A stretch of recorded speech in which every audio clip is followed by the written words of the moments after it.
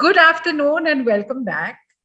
We had an absolutely enthralling morning session. We had a short inaugural with Shri Javed Akhtarji. And then we had a wonderful, very informative, very insightful session on decoding China. From there, we move on. Just like China is a topic that we're very interested in, all of us.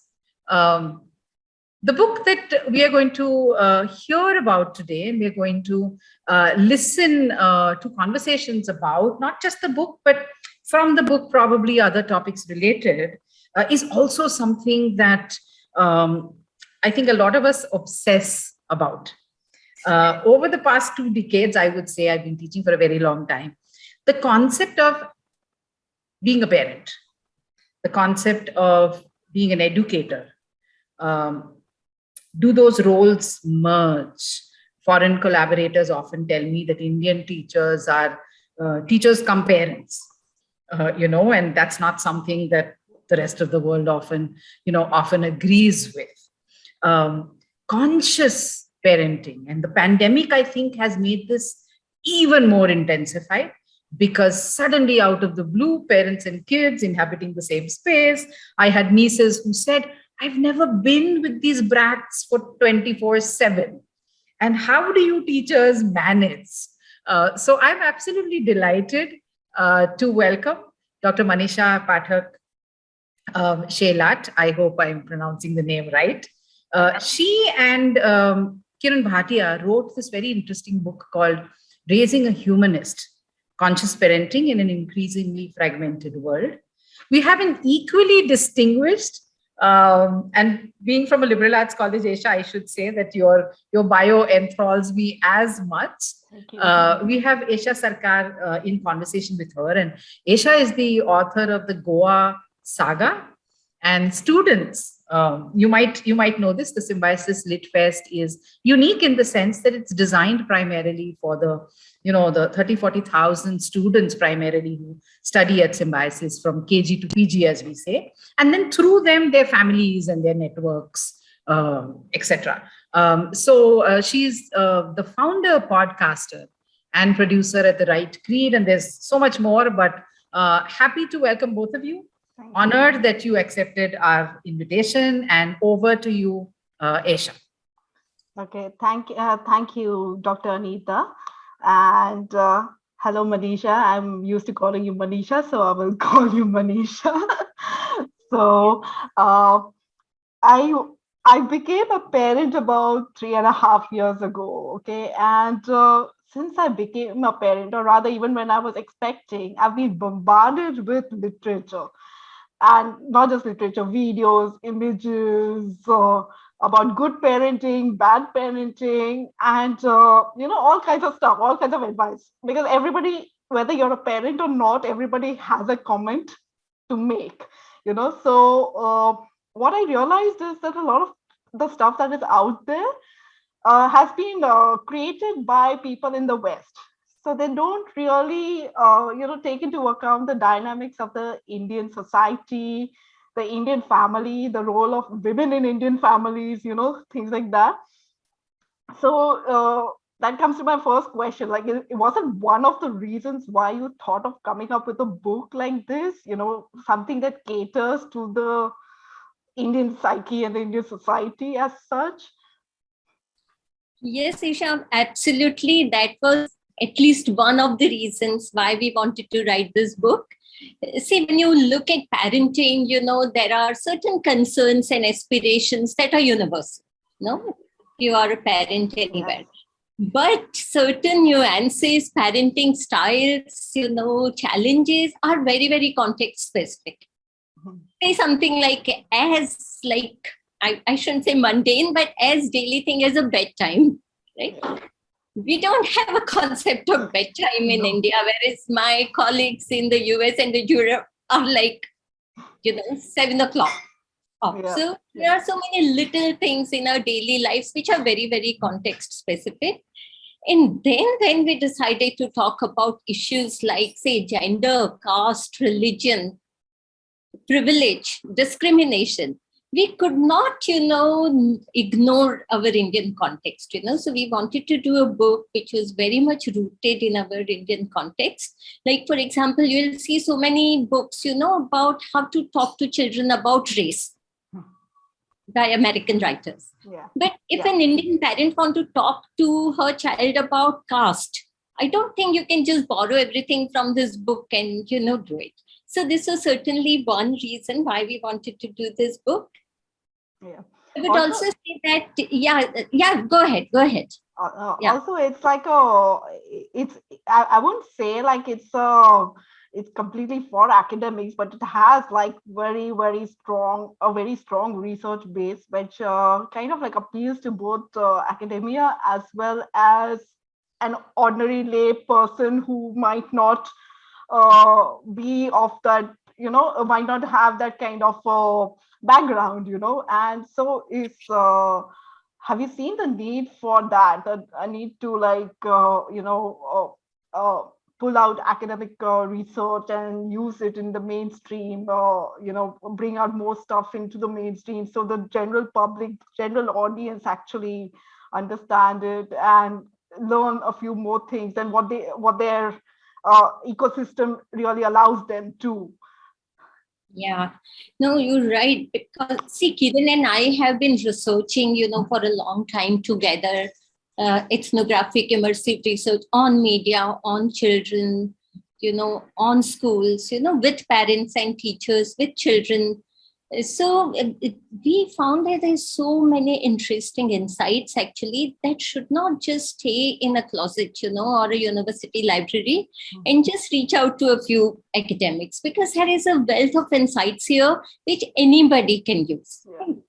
Also in our work, we have read wonderful scholars, like right from, say, international scholars like Stuart Hall or Judith Butler, like philosophers like Mahatma Gandhi, Vangari Maathai, Dalai Lama, also very powerful authors who understand our context, like say Kamala Bhasin. And our thought was that, the ideas of these scholars are so powerful to impact our daily lives, in a positive way. So why not everybody should, benefit from them? So that is certainly why we wanted to bring in the academic content into this book. But also right in the beginning, we were very clear that this was not going to be an academic book. Okay. So I grew up in Pune and Mumbai, and I'm a product of St. Mary's, Pune. So if I might just add that. And a lot of the Gujarati community in these two cities is stereotyped, and I never had Gujarati friends. I'm Bengali, non-vegetarian. So there was a way of looking at Gujaratis as, vegetarian. And so we kind of like never mixed around. Yeah. And my only reference points were Kyuki Saas Bhi Kabhi Bahu Thi and Khichdi, So I really did not know much about the community till I actually married into a Gujarati household and moved to Gujarat. And I discovered the diversity in the state, So it's not just about, what you see on screen. It's about a lot more than just that. Not everybody dresses up like that. Not everybody behaves like that. And so I had to unlearn a lot of things that I'd imbibed from my parents and grandparents, just taken it from them. And it took me a decade to unlearn it. So that takes a part, that comes to my second point. A large part of your book is about that, tolerance, building tolerance, unlearning. And can you enlist some of the strategies to unlearn, like that you've listed in the book? Like, some of those strategies, can you describe them or just summarize them a bit? Yeah. So, Isha, first of all, I must begin by saying that unlearning is not easy. Right? So all along in the book, we decided that we'll respect, the parental challenges and journey and our not so black and white reality, and go with that understanding that unlearning is not easy. Yeah. And it is especially not easy when you are in your comfort zone, And you think that you don't need to unlearn anything. You are fine with what is going on. Right? So, and then when we say that, okay, now you bring in your children into this. And then you say that, look, I'm responsible for my child's safety, my child thriving in her career, in everything else. And I mean, why should I unlearn anything and, topple the apple cart, right? So that's why we really wanted to push this idea that no, all of us have to unlearn so many things, we have so much of baggage from our socialization, right? So we all have to learn to understand privilege. We all need a very active introspection of our socialization and the way we are socializing our children. And we also have to very actively learn what is systemic discrimination. So that unlearning we thought was very, very important. Though in the book, our approach is more of doing this through question, quizzes, humor, stories, anecdotes. But the intent is very serious. Yes, of course. So I would like just describe 2 or 3 strategies that we have recommended in the book. And one, as I said, is like completely, critically looking at your socialization. That is one. The second is very simple but very powerful, and that we say that always encourage the why question. And also encourage the why not question. So if you think that there is something going on which you don't feel completely right, don't hesitate, to ask why, and don't stop your children from asking the why question. And I think that is shifting. Do you see the shift from the generation before, say me, so I'm in my late 30s. So the generation before me that never allowed the children to ask why, and then my generation, which is kind of like getting more into the involved parenting idea, so you want to be a friend of your child, even if your child is a toddler. You want to be seen as being a two-way street, even if it is the thing. Do you see the shift happening gradually because of the internet, because of the exposure, because of social media, something like that? Yes, I definitely see a shift happening, from generation to generation. But I still see this subconscious thing that, people getting irritated and annoyed and sometimes uncomfortable at all the why question. And now they don't say that, shut up, you're not supposed to ask any question, but they find roundabout ways to avoid these questions. Yeah, that's true. But I was talking to you about social media now, because of the pandemic, all our lives are literally online. We are having a conference on Zoom right now. So, so we are all virtual right now. Everything's virtual, and our entire self-image and self-worth takes a beating, when someone doesn't like, comment, share, or talk about it, or do something about your post on Facebook or Instagram or video or TikTok or something, so you need that constant appreciation, or even if it's even if it's people trolling you, it's okay, but you want somebody to pay attention, that kind of stuff. And so when you look at teens nowadays, it's very important for them. That's how they define their self-worth, by the number of likes they get on social media and things like that. So how do you deal with that kind of a situation as a parent? How do you talk to your teenager at home that it's okay to not have X number of friends or followers on Instagram, for example?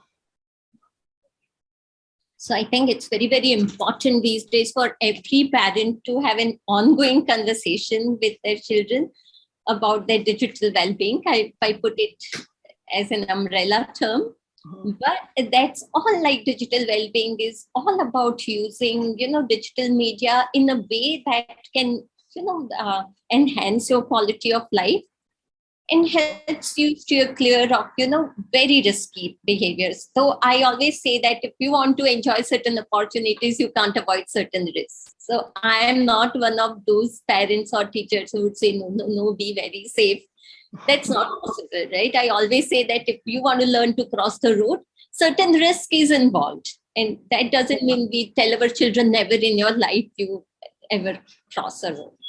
Saying that, digital well-being is a part of overall, well-being. So I think it's very important that parents have this dialogue with their children and make them resilient. So resilience is going to be a very important quality. You help them identify who are the significant others in their lives, whose opinions matter, how to deal with negative comments, how to handle criticism and thrive in criticism, right? So I would say resilience is very, very important. The other important thing is your family atmosphere. Because your family environment, your parenting style is definitely connected to your child's self-esteem and well-being. Because if your family is, in everything, "Are log kya kahenge" type, so that is going to, somewhere, trickle down to your child's digital behavior also, because then it is all about what will other people say. Am I getting that reinforcement, that validation? So constantly looking for external validation, it is your family style. Then you should definitely, take a critical look and change it. The third thing would be when children are younger, of course, you can do this together to explore internet for all the wonderful opportunities, where good things are happening. Intercultural dialogue is happening. People are coming together to work on collaborations. So put them on that path. And when they grow up, then of course, we hope that they'll continue. Right? So I think those things are very, very important. I also always say that it's very important to teach our children to develop a firm but respectful public voice. So that, as you say, like trolling and bullying. So they become a voice against it. They become a voice who will help others and not harm others, So this whole idea of self-care, self-love, ethic of care, these are all maybe academic ideas, but completely relevant, I think, in our lives today. And during this pandemic, a lot of people have been talking about empathy and compassion and how, it's become, everybody's been talking about it. And there's something about the children, they kind of they don't have the understanding or probably the vocabulary sometimes. So they could be very cruel. I remember there was this one occasion where a 5-year-old called my 3-year-old son his enemy. So now obviously I knew that it didn't come from a place of hatred, but it did shock me, because what would you have heard at home to have called somebody that, so it did shock me. And then I later explained to them and to the boy, and then they were friends again.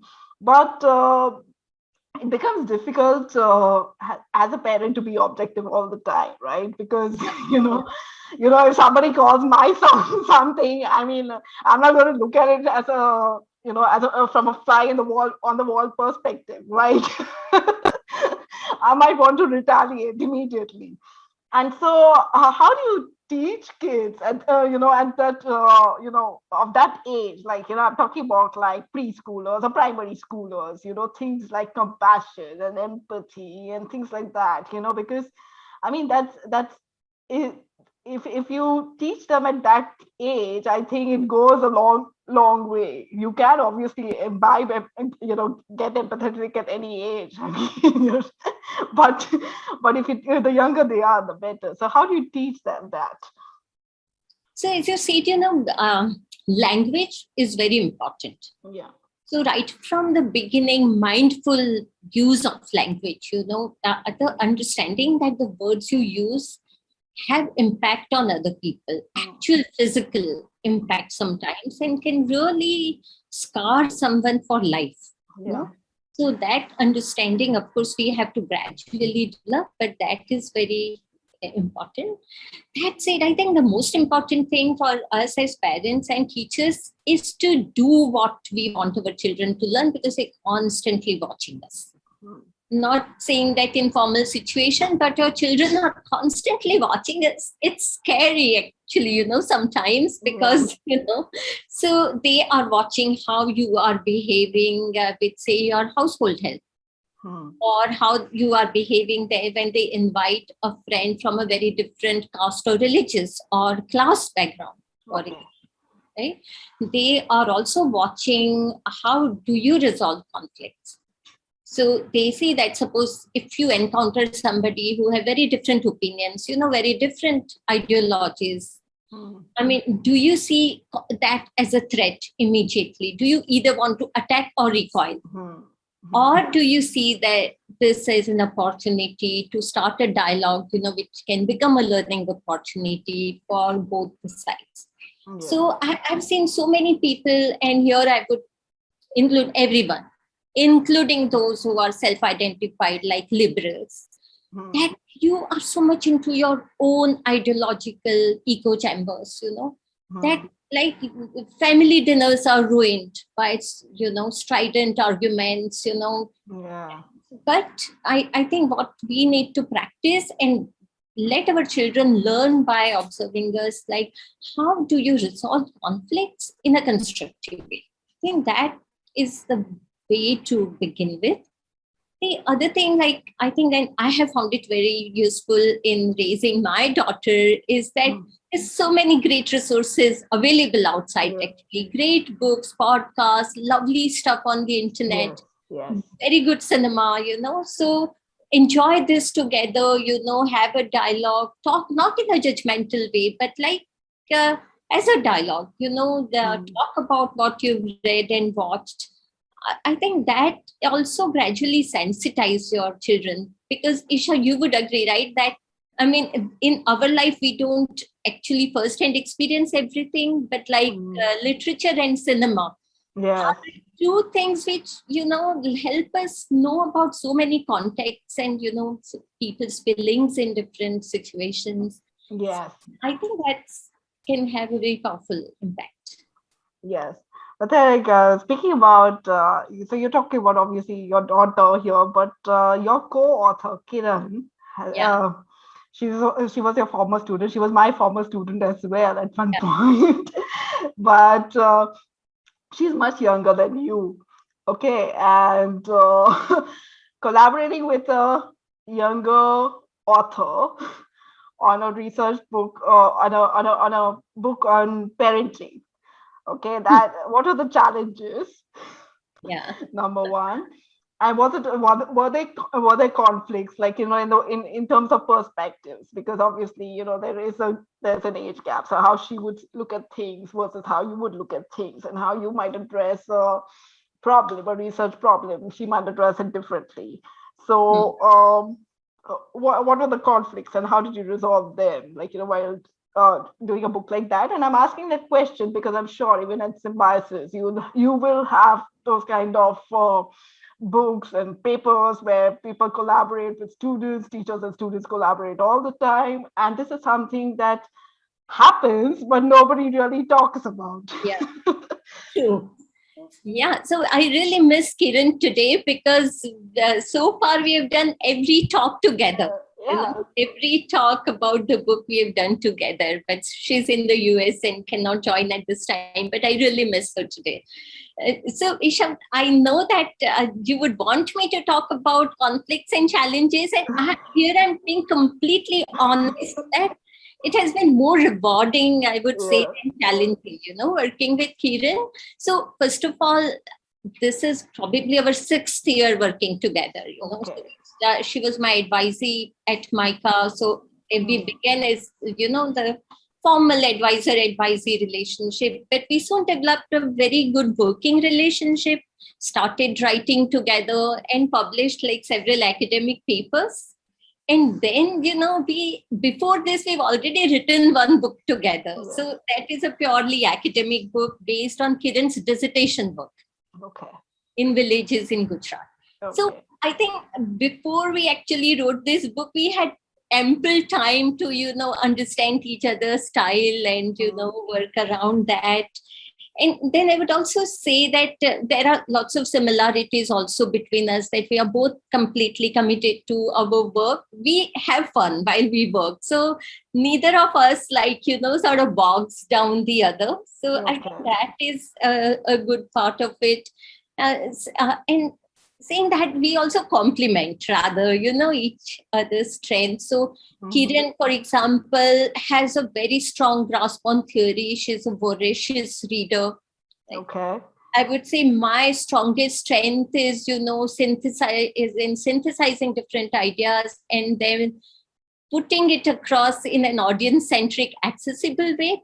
Probably because of my past work and training as a journalist, playing the role there. So we each have our own strength, and we encourage each other to fully use that. And the other way, it's so much fun to have different perspectives, because we are both very keen observers of life of people. So comparing notes and saying how she could see something which I completely missed, or I have a take which she never even thought about. And especially doing a parenting book with somebody who is not a parent. Not a parent. Yes, that's a very important point. Yes. But she has parents, right? So yeah. So that also was great. So I am a parent. She has parents. So that balance also, was really great. And I would say that on the whole, because see, I'm a full-time professor, I have so many other responsibilities at MICA, right? Like the Center for Development Management and Communication and the Journal of Creative Communication. Sometimes these things can bog you down and you stop writing. I think it's Kiran's enthusiasm, it keeps me going, and I've been able to continue with my writing. So I think she plays a very big role there. So I think by now we must have ironed out all of us. Can't think of anything, or where we had any serious fallout with each other or anything. No, it's not about fallout, but sometimes it's just that the fact that, like you said, you are a parent and she's not a parent, right? So I mean, and you need to have a really either a long working partnership or a very, very deeper understanding of each other to build to co-author books. It doesn't always work out. You've been a journalist, you've seen. I would say that we have also moved beyond that just working relationship. There is more of a personal bond now. And so we can be really frank, and say no, this is not working, or how can you think? It's all allowed. I mean, so that's a good part of it. What did your daughter say about the book? Has she read it? She has read parts of it. She says that she is very proud of me and the book. Very nice. It is very nice, because when I actually started my research on young people and digital media, I mean, that's my area of research, and she was about 7 at that time. And she asked me what I was researching, and I said that, and she said, why can't you find something your age to study? Your age? I studied children and media, young people and media. And, it's comments like this which actually keep you on your guard, so that I don't bring a lot of adultism, in my research. Comment has really, made me sensitive to always keep the, participants, viewpoints in the foreground in my research, because I say, oh yeah, that's true. So she's very proud of my work, and that really, makes me happy. Big kind of intense work does take you away from your children. You can't give them the kind of time you expected to give as a typical devoted mother. My son, I mean, when I showed him this book, the only thing he cannot read, obviously, he's 3.5, so you can't expect him to read. but he learned the letter purple because of the word purple because of that, and he calls it Manisha Auntie's purple book. and so that's exactly the point that you drive home in the first part of the book, that children know what they see, right? That's exactly who they are. They are not any. They don't think too much. They don't. If the way you behave in front of them, that's exactly what they know, and that's exactly how they behave. And so it's up to you to show them what you want them to be, basically. And on that note, I mean, I think we can throw the floor open to some questions, if this thing, so we can have more participants to this discussion. Sure.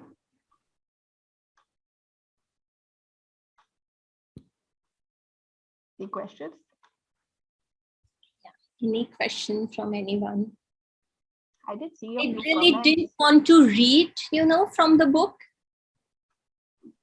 But yeah, if then there are no questions, I'm fine with, reading a couple of paragraphs if we want. But like, questions would be awesome. So if I may, I actually texted Isha my question, but I don't mind. No, you've been so busy having this conversation, this delightful conversation. So during the conversation, I heard Isha say that parents today have a need to be seen as maybe a friend. Yeah. And I've observed this as well with, nieces or younger colleagues. Yeah. And I often wonder, is it a need to be seen? Is there pressure to conform? There is a certain amount of pressure to be seen, in the sense, because there is a lot of WhatsApp moms groups, if you are aware of. Yes. So in schools, is pressure to be seen, or is it an internal need to be a particular way, because you realize that the world that your kid is entering into is very different. So maybe, if Manisha can just shed some light in terms of the pressures that parents go through, that the world that they're helping their kids enter into is so very different from the world they entered into so many years ago, and so many dangers. And, I liked the way you said crossing the road has its risks, but we don't tell them not to cross the road. Yeah. So this whole to be seen as and to actually be a particular kind of parent. Yeah, I mean, you are very right, Isha. I think it's the social media which has made all of us, at least a little bit of posers. Yeah. Because we always want to show a certain side of us, whatever side that we choose. Yeah. In fact, we have a very interesting study going on how people filter information based on what platform it is, what audience it is, It's a very serious exercise for some people, what to show, what even actual filter to use. Yes. So there is definitely a lot more pressure about appearances these days. Yeah. And Also, I'll tell you something about online schooling, right? It's become like prevalent. It's become the norm. And so the parents have, like literally become teachers at home, like an extension to the teachers, and especially younger students, like primary school students, or, even nursery and stuff like that. Ordinarily, you would just scold the child. If the child wouldn't do something, you would yell at the child. Now, I mean, it becomes difficult to yell at people, at your own kids, because there's somebody watching you. There's somebody watching you all the time. Plus, it is being recorded. I don't mind it. I mean, I think I scolded my child in front of his class as well, so it's not too bad. But I'm just saying that this is something like, which earlier, when, I mean, my parents scolded me whenever they wanted to scold me. They never thought of, if I did something wrong, you got it. I mean, that's it. I have to think twice, think a bit. I can't be like scolding my son all the time on camera. It just doesn't. It's also because 20 other kids keep watching all the time, right? So you don't want to be seen doing that. Mhm. So yeah. So what do you have to say about that, Manisha? Do you see that? I mean, that coming in, uh, that changing the way parents of my generation bring up the kids. The need to be seen as a friend is more important than just being the friend. Probably because, and I'm not don't want to be judgmental here, but I see so many parents, especially like mothers, like getting so preoccupied with, even not just their appearance, but how their child is appearing, Yeah. like always like manners, accomplishments, hobbies, and it's like, no, there are more important things to talk about, with your children. I mean, so talk about all these other things about, people who don't have so much, as much as you have, and how you work with them. There's so many other things to talk about, but somehow I do see like there is more and more concern with how you appear in your social circle, and maybe appearing a friend could be part of it. But I think what we need is being a genuine friend now. And one more point, that a parent cannot be only a friend. A parent has to be a parent. Parent has to be a parent. They have friends. They don't have other parents. Yes, that's a very important point, actually. That is probably the most important point of this discussion. Yeah. So in being a friend, don't forget to be a parent. But say with digital media, you cannot control a lot what your child is doing or is going to do. So genuine dialogue is the only way out, Okay. Like telling them what your concerns are and why, and, also finding out, what they are up to. So that I think is important. Okay. Any other questions? So Manisha, if I may, Yeah.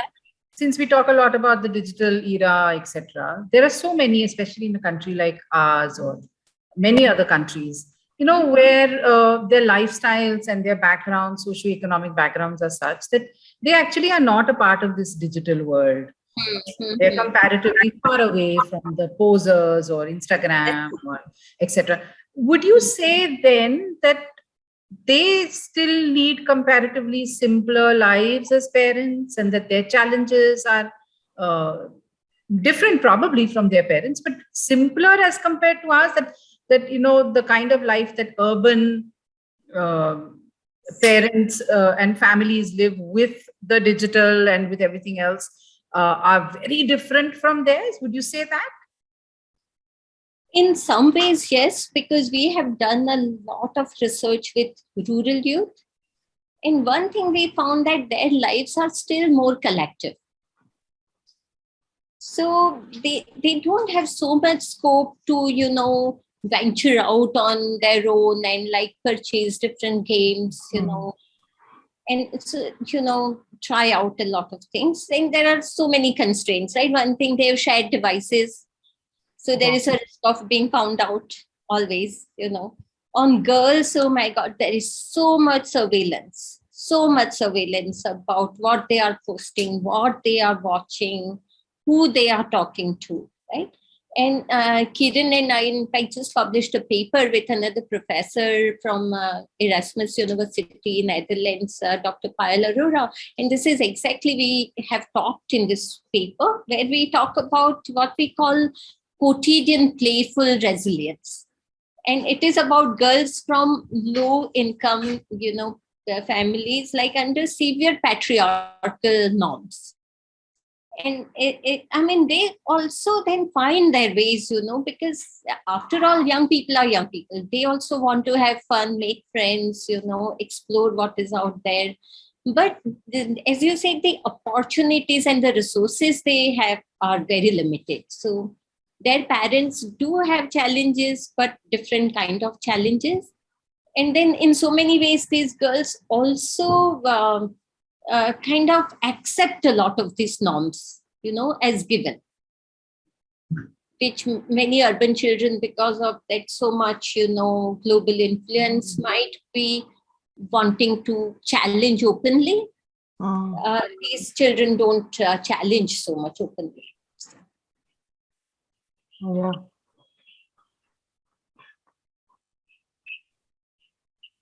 Any other questions? Anything? Yeah. Anyone else? Maybe the people in the audience are still young and haven't, very far from, they must be thinking, it's still very far, Yeah, I mean, it's still very far, but there's a thing, the deal is about the whole idea of humanism.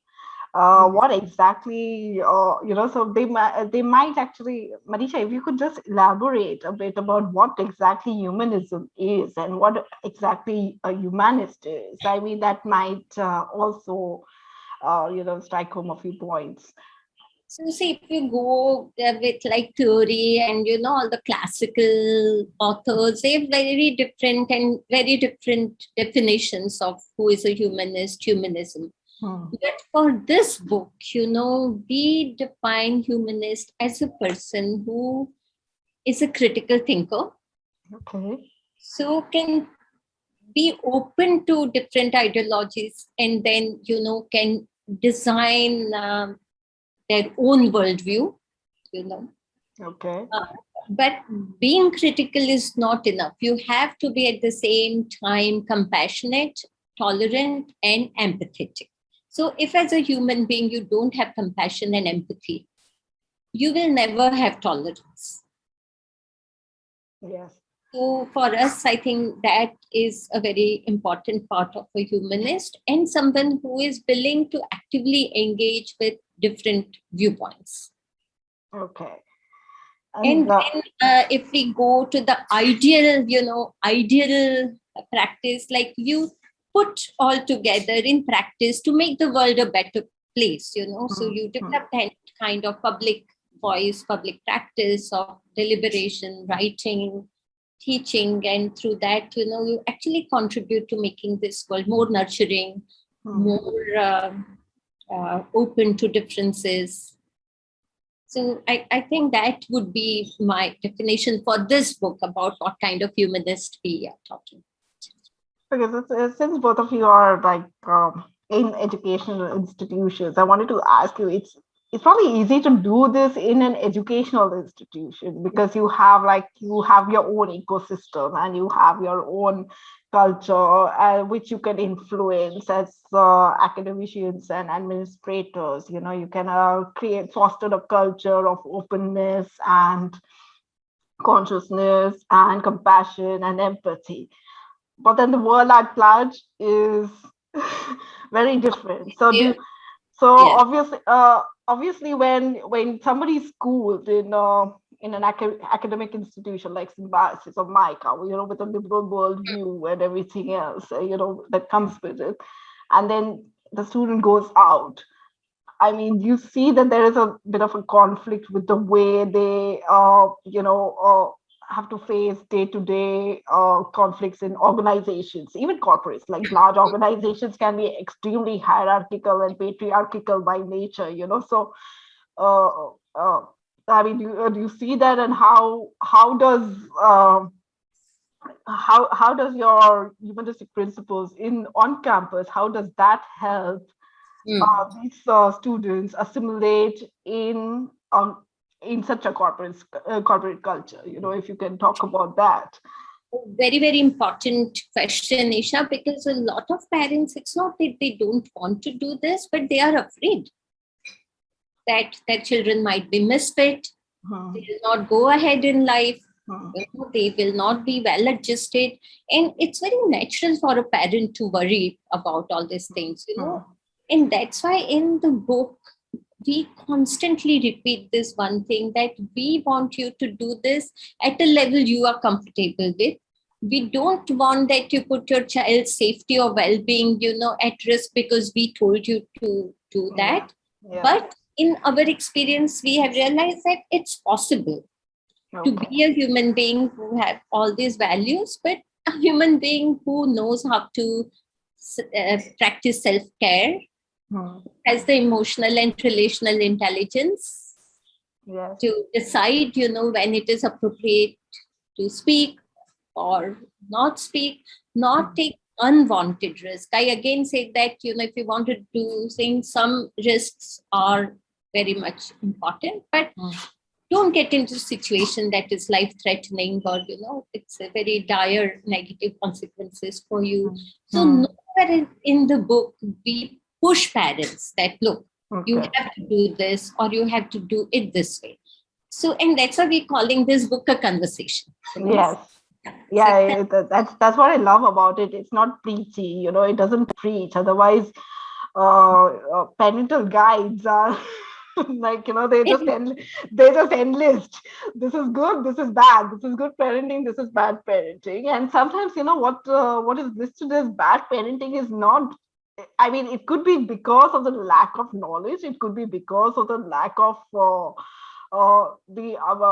ability to see beyond your day-to-day hassles and problems. It's not about like you're not looking at what your child will be 20 years from now, but probably what you want to have for dinner today. Sorry, yeah. No, and I don't know. As a parent, I have never been like this very confident.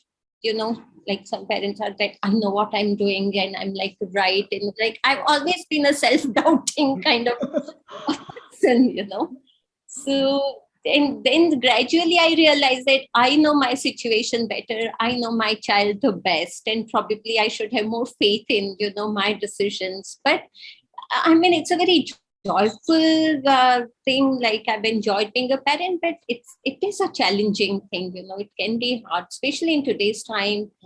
And there is so much stress on success in a very narrow sense. Isha, if I may, one of the students has sent me a message. The question to Manisha is, and Muhammad Mustafa Sharif is asking this question. Dr. Manisha, what are your views on content creators and the influencer impact on youth today? It's huge. And in another study in, say, rural Gujarat, we found that like TikTok, for example, was so popular, and influencers on TikTok were like really huge influence on rural youth, for example.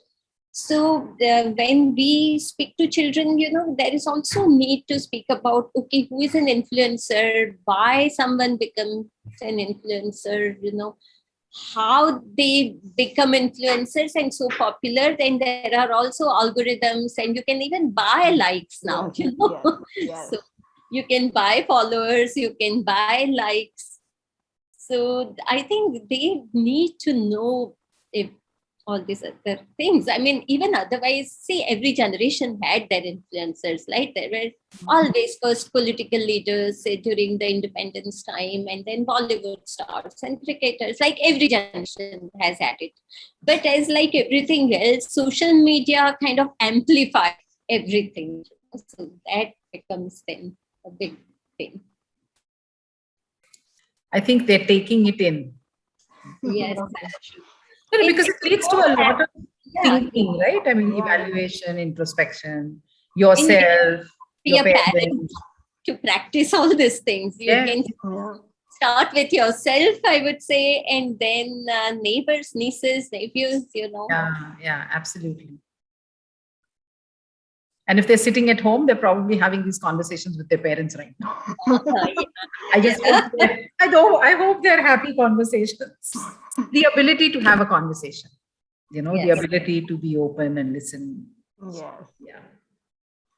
In fact, I often talk about this book by Shirley Turkle, Reclaiming Conversations, and she says that how overuse of texting and, WhatsApp and all actually has created this generation who don't know how to carry out like long conversations, either, fun or difficult, but they like 2 words in text and I'm done. No, but it is a point, because earlier, like I remember when I like traveling a lot, and uh, I remember I went to France a decade ago, and it was easy to just like go up to somebody and chat with someone, and ask for directions or something like that. The only problem was English and French, but that's it. Like, you overcame that. I went to Australia, an English speaking country, a few years back, 4 or 5 years back, and you could not do that with anybody because everybody is just glued to their phones. Yes. So you need to actually have eye contact with someone before you start a conversation. But what do you do, when nobody's looking at you? So that's a very important point, because with this generation and the next and the next and next, that's what's going to be happening. Yeah. Like, I'm not very good with directions. I often get lost in new cities that I visit. Mm. So I remember when I was in the US, like anytime I wanted to ask for direction, everybody would have headphone on, Yeah. be either like looking at something or into their own world, not listening to anything. I was really at a loss. I don't know, who do I ask, for direction. Yeah, So I mean, it's almost like everybody's living in these silos of yeah, their own yes. things, and so that's why the interaction, the conversations. I mean, even in families, I mean, like, 4 people in 4 different rooms. Like the doors are shut. Yeah, and with that, this tension, the affordance, or like what is with digital media, is that it creates what we call a U loop. So you are all the time fed information that, like the information you consumed previously, right? Yes. So you're getting more and more into your echo chambers, like surrounded by the same ideas, same people, same kind of content, and that is, to me, dangerous. Yes. Okay, when I say that the rhetorical strategies we've used in the book to make it more accessible and to stimulate thinking and not making it preachy, one of the things we do is ask a lot of questions. So there is this one section in the book where we actually pose certain questions to the audience. We have about 10 or 11, but I'll just pose 4 or 5, which might set people thinking. So we just start with, what is an echo chamber? And we say that, an echo chamber is like a very comfortable room, which is like temperature safe. You have heavy curtains on the windows, so no unwanted noise comes in. And parents build this kind of comfortable chambers, and then they wish that their children will inherit these chambers and then live comfortably ever after. And to shake that up, we said, okay, now let's just look at this question. So one question is that, why do we believe that those who aren't doing well in life are lazy? Okay. Immediately, anyone poor? It's like, because that person is lazy. Why do we believe that the wife's parents should not expect anything from the couple, but the husband's parents have all the rights over their time, money, and also have the right to dictate their life choices?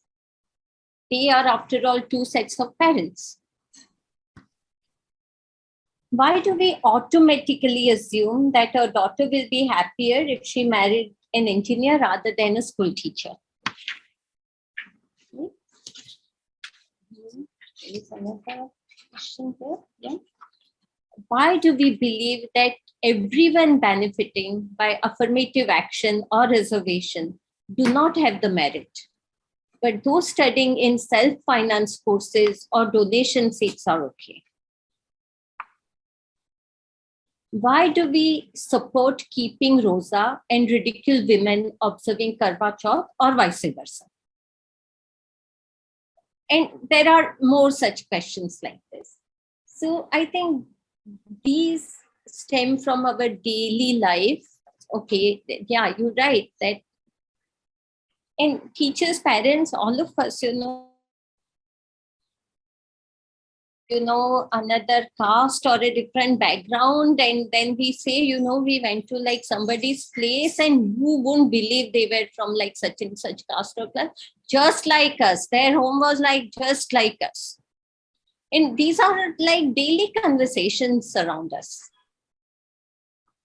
So it's through this question that we question our beliefs about gender.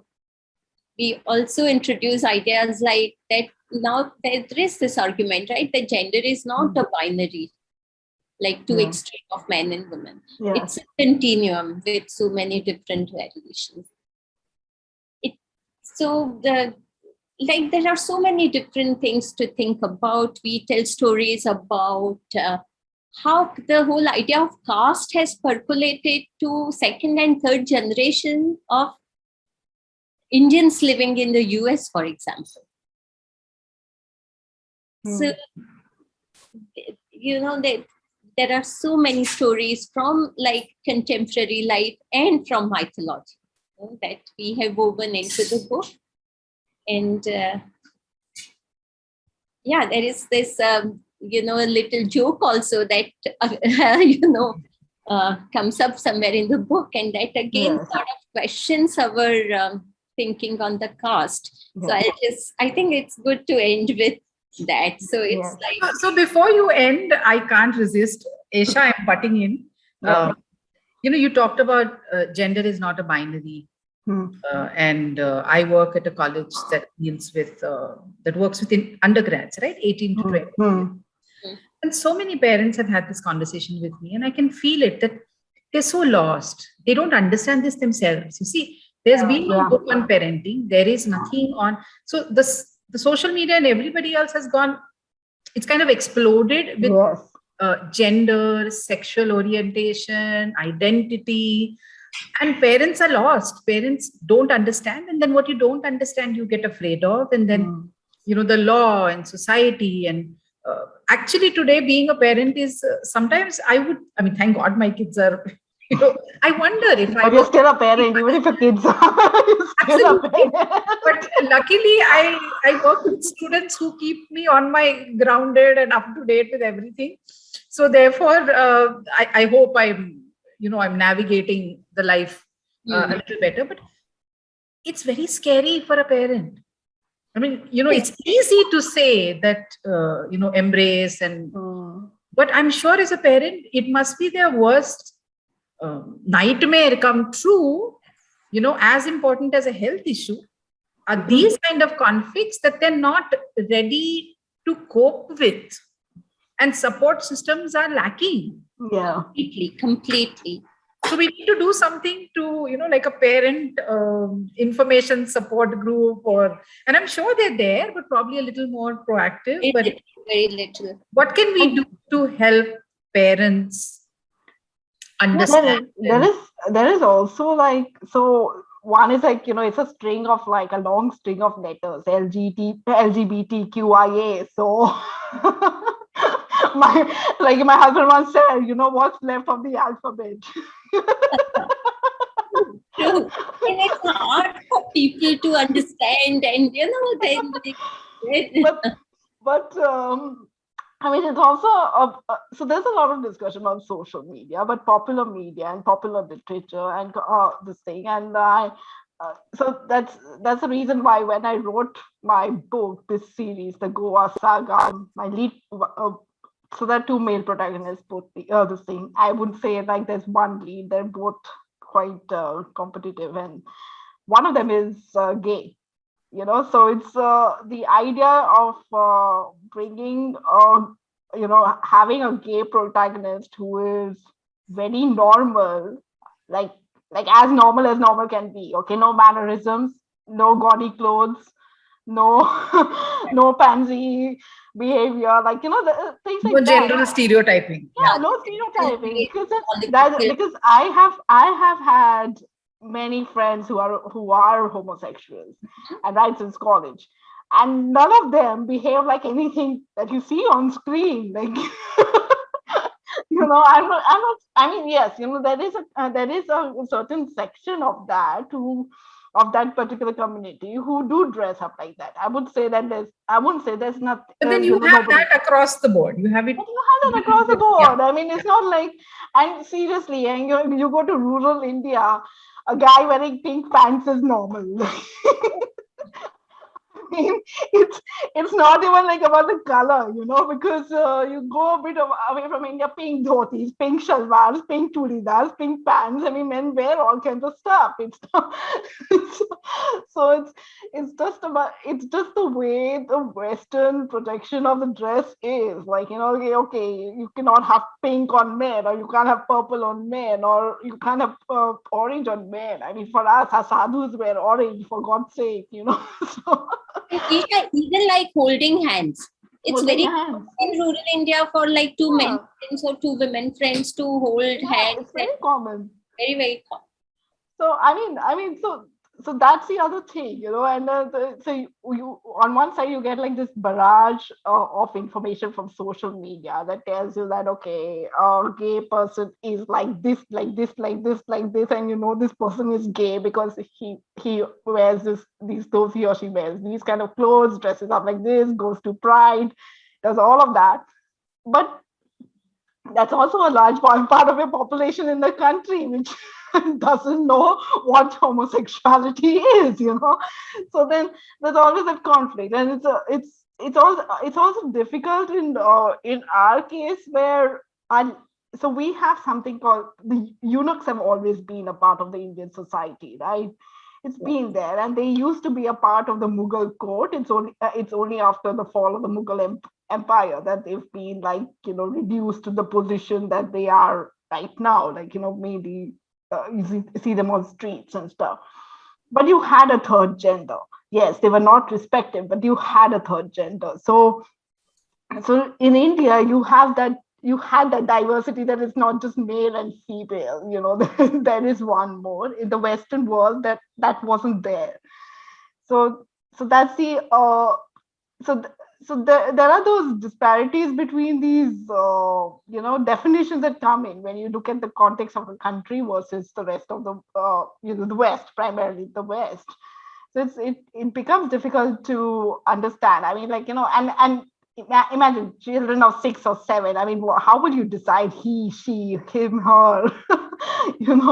They can't tell you what they feel like. It's very, very complex thing. Yeah, to navigate. And I understand, Isha, that even as a parent, you wholeheartedly accept your child's sexual orientation. Even then, you would work, because as you say, Anita, there is no social support, there is stigma, there is ridicule. So there is stigma against girls in our country. Okay, it's like a defined gender. So I mean that we've had for generations. So the others. Even if as a parent you completely believe in, equal opportunities, you accept your child, but I think that is when you have to be really brave for your own child's happiness. I think we've I see one last question somebody's posted.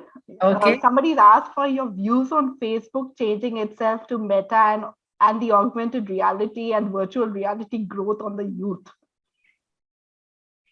Did you get that? Facebook what? Your views on Facebook changing itself to metaverse, and the augmented reality and virtual reality growth on the youth.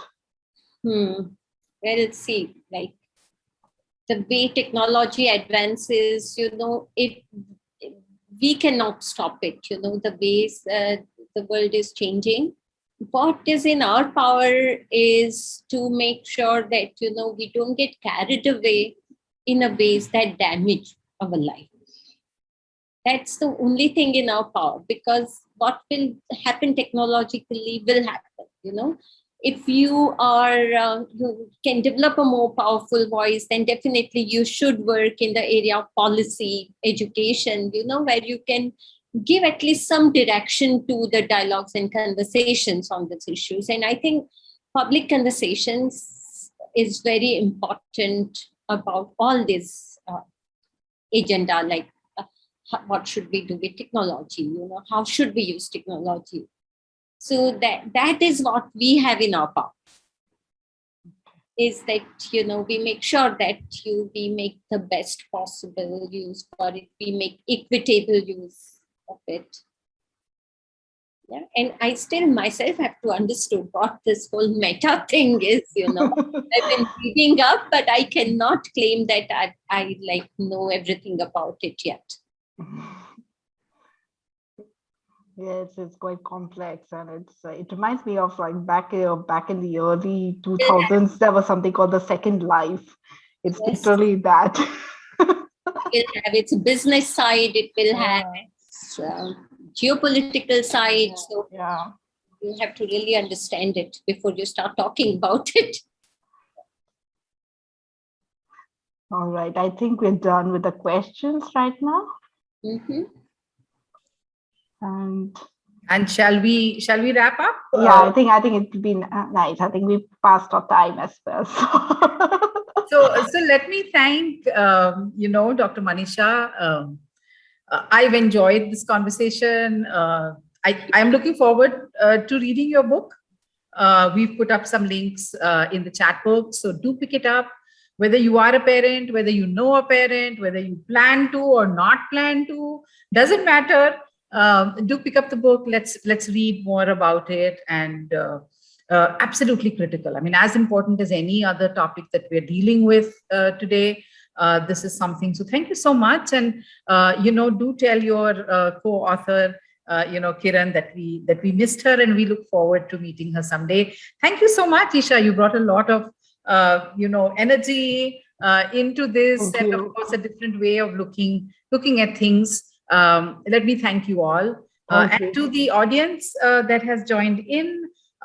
This brings us to the end of the morning or the pre-lunch session. We're going to give you about maybe 25 minutes to go and grab a bite. The joy of a virtual is you can continue with your lunch, even though the session begins, and we have a delightful, I'm really looking forward to it, session at 1:45, which is on food in the times of Corona.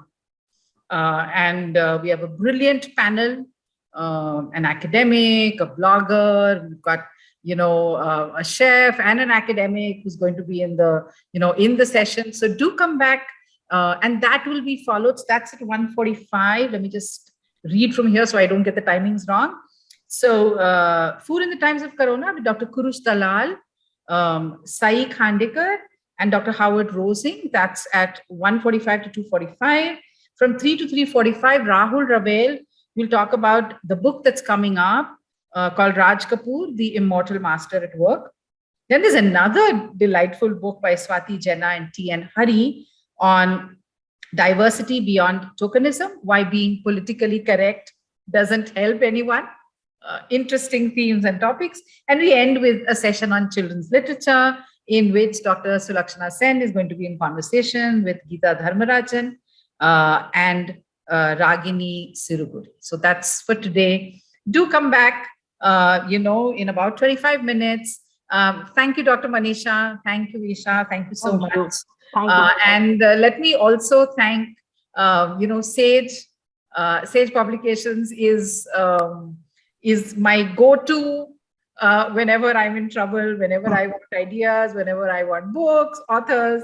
Sage and Symbiosis have had a very close relationship, and therefore, thank you, Sage, for being a huge support and partner in this third edition of the Symbiosis Literary Festival. Thank you so much. May I take half a minute? Yes, actually, you had to tell us that joke as well. I really have to thank Sage for all that they have put into this book, and especially Manisha Matthews, who was our editor, and her belief in this book right from day one, because she kept after us that we have to do this book. So Manisha has been a strong support all along, and I take this opportunity to thank her and their entire team. Yeah, that's true. I mean, Manisha has been brilliant, and I've worked with, Vivek and Aarti and Shafina, and like I said, strong support for everything that we do.